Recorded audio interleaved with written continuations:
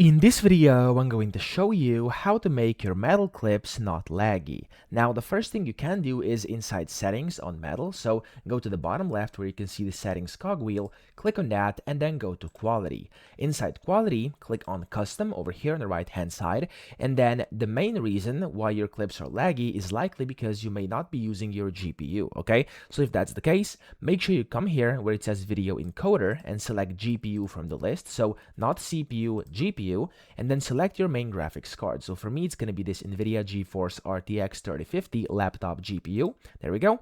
And then up here, also try basically adapting this resolution, okay? So if you have it in high, full HD, or whatever right now, try go one below, okay? So if I had full HD, I would go to a high over here, and this is basically going to help me kind of reduce that lag. Also, you could go ahead and go down in FPS. So if you're in 60, try going 30, and if you're in 30, try 24, etc. And then the bitrate, you could also try lowering that and see if that fixes your issue. Go ahead and play around with these settings, try some clips, and then see if your clips are still lagging. If they are, what you could do is the following. Go to your search button down here in Windows, and then type in graphics settings.